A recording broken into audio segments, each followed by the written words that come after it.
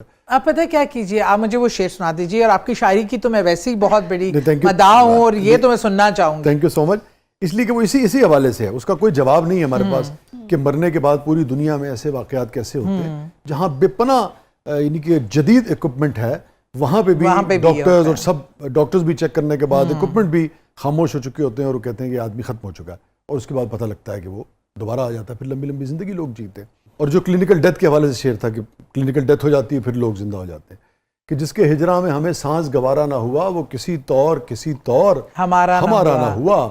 موت کے بعد کئی لوگ ہوئے ہیں زندہ، موت کے بعد کئی لوگ ہوئے ہیں زندہ، نہ ہوا عشق مگر ہم کو دوبارہ نہ. واہ واہ واہ، وسیع کمال ہے. یہ تو پورا پروگرام لٹ گیا، آگے ختم ہو گیا شعر کے آگے. شکریہ. جو آپ نے اپنا مجھے زندگی اور موت والا واقعہ سنایا، اس سے مجھے یاد آیا کہ ابھی میں نے اسی تجربہ تو نہیں تھا، یعنی کہ جو پڑھتے ہیں ہم، مشاہدہ بھی میرے مشاہدے میں بھی ایسا نہیں ہے، مگر اس حوالے سے پڑھا میں نے بہت ہے. پوری دنیا میں اس طرح کے واقعات جو ہیں موجود ہیں. تو آپ فرمانی تھی جب آپ کی موت یعنی کہ ڈکلیئر کر دی گئی باقاعدہ؟ جی 2 بار. 2 مرتبہ. بلکہ دوسری بار تو خیر ڈکلیئر ہو گئی ڈاکٹرز نے، اور اسی دوران پھر میں اٹھ کے بیٹھ گئی. لیکن پہلی باری تو 2 ہاسپٹلز نے ڈکلیئر کر کے باڈی گھر بھیج دی. تو وہ لیکن میرے فادر کا یقین اور ان کا گھر بھیج دی مطلب میت تھی، اور صرف ابو کا انتظار تھا. ابو نے کراچی سے آنا تھا، اور ابو نے آ کے مجھے میری میت لے کے فرار ہو گئے. اور ان کو یقین تھا کہ میں زندہ ہوں، اور ان کا یقین اللہ کی رحمت اور اللہ کی کرامت اور میرے باپ کا یقین ہے کہ وجہ سے آج میں یہاں ہوں، ورنہ میں جب 8 یا 9 سال کی تھی دفنائی جا چکی ہوتی. یہ واقعہ میں آپ کی بات سے سمجھا کہ آپ اس وقت 8-9 برس کی. ہاں، اور پہلا. دوسرے میں میری سیکنڈ بیبی ہونے والا تھا. اس وقت آپ شعور میں تھی نا اس وقت. اور دونوں مرتبہ کس ہاسپٹل کا واقعہ ہے یہ؟ پہلا تو جو 2 ہاسپٹلز نے مجھے ڈکلیئر کیا وہ لاہور کے بڑے نون ہاسپٹل ہیں، نام اس لیے نہیں لینا چاہتی ان کی. اور لیکن جو UCH ہے گلبرگ کا، ڈاکٹر بینجامن تھے امریکن ڈاکٹر، انہوں نے مجھے ریٹریو کیا. وہ ہاسپٹل ہے جس نے مجھے میرے باپ کے بلیف پہ ایک ایفرٹ پٹ کیا اور مجھے دوبارہ زندگی میں، کیونکہ اپینڈکس پھٹی ہوئی 78 آورز گزر چکے تھے. پورا میری باڈی پھول چکی تھی، گرین کلر کی ہو چکی تھی، پوری آنتیں گل چکی تھیں، انٹرنل سسٹم تباہ ہو چکا تھا. میرے والد کا بلیف تھا کہ دوبارہ دیکھو، اور اس بلیف سے دیکھو کہ یہ زندہ ہے. کہ انہوں نے کہا کہ کیا وجہ ہے، سب کہہ چکے ہیں آپ بلیو نہیں کر رہے. انہوں نے کہا یہ مرے گی نا تو مجھے یہاں پتہ چلے گا. میرے باپ کا میرے سے جو ایک اسپرچل بانڈنگ تھی نا، بس وہ ان کا بلیف تھا. یہ جو اسپرچل بانڈنگ کی آپ بات کر رہی ہیں، یہ میں نے سینکڑوں لوگوں سے یہ سنا، اور سینکڑوں لوگوں نے جب ڈسکس کیا تو مجھے بہت سارے کیسز میں یہ سچی بات ہے، مجھے یہ اندازہ ہوا کہ جو یہ کہہ رہا ہے وہ درست ہے، چونکہ میں دونوں چیزوں کا گواہ تھا. کچھ معاملات میں نے خود اپنے ساتھ دیکھے اسپرچولی بانڈنگ کے حوالے سے. یہ کہیں ہوتی ہے کہیں نہیں ہوتی، اس کی کیا وجہ ہے؟ دیکھیں یہ تو ہے کہ دونوں طرفہ کتنی اسٹرانگ ہے. میں اس کی مثال دیتی ہوں کہ میرے اور میرے والد کے گھر کا جو اب ہے وہ اس میں کوئی 10 سے 15 منٹ کا ڈسٹنس ہے. اب میں اپنے گھر اپنے بیڈ پہ بیٹھی ہوں، اور مجھے ایک دم میرے آگے منظرنامہ آتا ہے کہ ابو لیٹے ہوئے اپنے بیڈ پہ، اور کمرے میں کوئی دھواں سا بڑھ رہا ہے، اور ابو کا سانس اکھڑ رہا ہے، اور ابو کی حالت غیر ہو رہی ہے، اور ابو ہاتھ پاؤں ہلا رہے ہیں، ابو کی آواز نہیں نکل رہی، اور ابو کے ساتھ کمرے میں اس ٹائم کوئی نہیں ہے. اور یہ آپ نے محسوس کیا؟ یہ میں نے پکچرائزیشن میرے آنکھوں کے آگے ہو رہی تھی، جاگتی آنکھوں سے، سوئے ہوئے کے ساتھ نہیں. مجھے گھبراہٹ ہوئی کہ ابو از ان ٹربل. میں نے گاڑی نکالی، اور میرے خیال میں 15 منٹ کا ڈسٹنس میں نے 6 سے 7 منٹ کی میں اس تیز رفتاری پہ گئی، اور میں نے گھر جا کے بیل پہ ہاتھ رکھ دیا. بھائی اوپر والے پورشن میں تھا، بھائی بھاگا آیا کہ کون ہے جو رات کو اس پہر 2, 2:30, 3 بجے کا ٹائم تھا. اس نے دروازہ کھولا، اس نے کیا ہوا ہے؟ میں نے کہا ابو کی طرح. میں کمرے میں گئی تو ابو کی سانس اکھڑ چکے تھے، ابو کو اس ٹائم ہارٹ اٹیک ہوا تھا. تو بس اس نے کہا کہ ابو نے آپ کو انفارم کیا ہے؟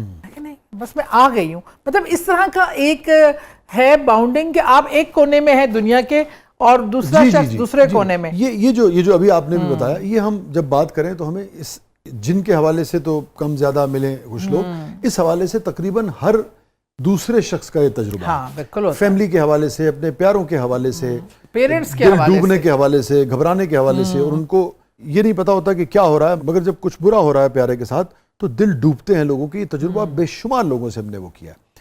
اس کو کیا بڑھایا جا سکتا ہے یا یہ بس ایک ہی دفعہ ہوتا ہے زندگی میں؟ یہ کیا چیز ہے, اس کو آپ کیسے دیکھتی ہیں؟ نہیں, اس کو آپ کی ہارٹ کی جتنی کنیکٹیوٹی ہوتی ہے, جتنا زیادہ آپ اسپرچولی اٹیچ ہو جاتے ہیں.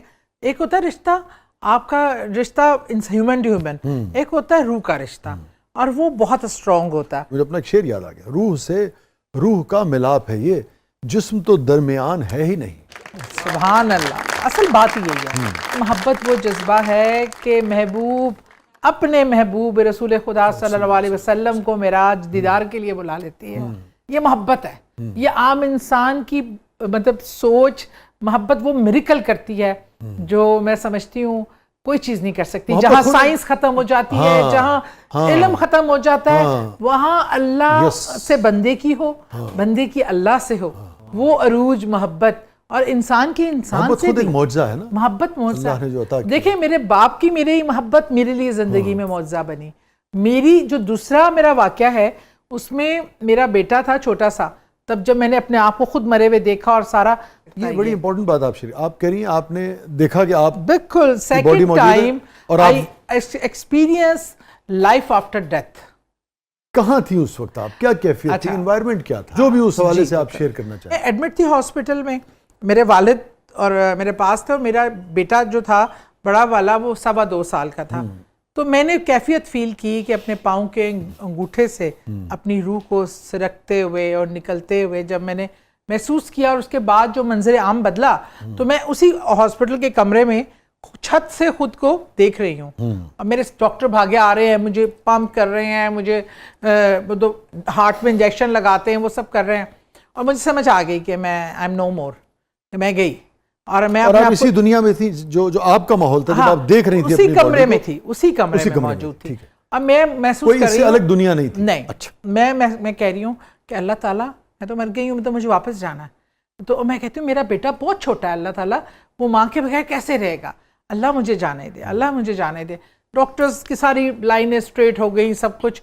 آخری جو انہوں نے کہا کہ الیکٹرک شاکس, کیونکہ میرا ہارٹ بند تھا, الیکٹرک شاکس دینے کے لیے. اب ادھر سے وہ ان کی کوششیں بڑھ رہی ہیں, ادھر سے میرے اللہ سے ریکویسٹیں بڑھ رہی ہیں اور زور پکڑ رہی ہیں کہ مجھے جانے دے, مجھے جانے دے. اور مجھے کسی نے اوپر کھینچنا شروع کر دیا, روح کو وہ اس سفر سے نکلے. تو لیکن جیسے ہی مجھے الیکٹرک شاک ایک لگا اور دوسرا لگا, تو میں گر گڑا کے اللہ مجھے جانے دے میرے بچے کے پاس.